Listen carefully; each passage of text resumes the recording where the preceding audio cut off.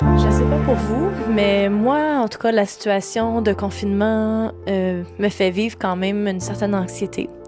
Des fois, j'ai plus de difficultés que d'autres à la gérer et dans ces moments-là, je suis bien reconnaissante d'avoir mon journal créatif.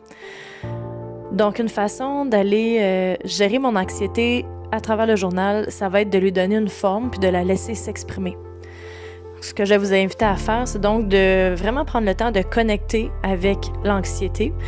Et en fait, c'est le genre d'exercice qui pourrait être fait pour n'importe quelle émotion, de la colère, de la tristesse, une émotion, je dirais surtout une émotion lourde qu'on a envie d'écouter, puis de comprendre un peu plus ce qu'elle veut nous dire. Donc, vous vous asseyez confortablement, vous prenez le temps de connecter avec cette émotion, de vous laisser vraiment habiter par elle.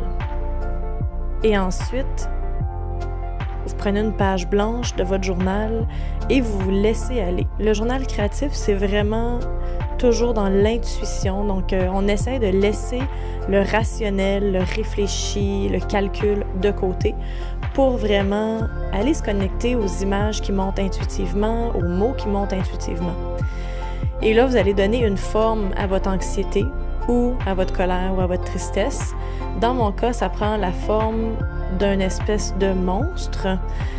Vous pourriez aussi donner la forme d'un barbouillage, d'un gribouillis, n'importe quoi en fait. C'est juste que moi, ça prend la forme d'un personnage. Donc, je ne réfléchis pas, je dessine ce qu'il y a à être dessiné et ensuite, je vais donner la parole à ce dessin-là que j'ai fait.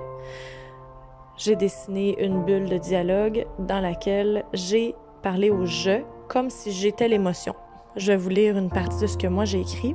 « Je te menace par mes lois et mes restrictions. Je t'enlève tes sécurités restantes. Je t'invite dans un futur qui n'existe pas encore, un futur de privation à durée indéterminée. » Et là, je continue le dialogue.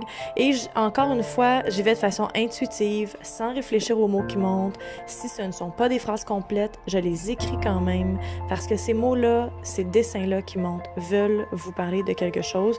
Des fois, ça va être plus facile que d'autres à comprendre le message. C'est correct de ne pas comprendre tout ce que ça veut nous dire. Pour moi, l'important, c'est de donner un espace d'expression à ces émotions-là, de les amener dans le réel, de se mettre à leur écoute. Si je les comprends, tant mieux. Sinon, c'est pas grave, au moins elles seront sorties de moi. Une fois que vous avez terminé d'écrire ce que l'émotion veut vous dire, je vous invite à le relire. Si vous avez une phrase qui vous vient, une phrase conclusion, s'il y a quelque chose qui vous frappe aux yeux, vous le notez sur votre page, vous datez la page et vous laissez votre œuvre de côté. Je vais vous inviter à retourner voir ce dessin-là dans les jours qui vont suivre.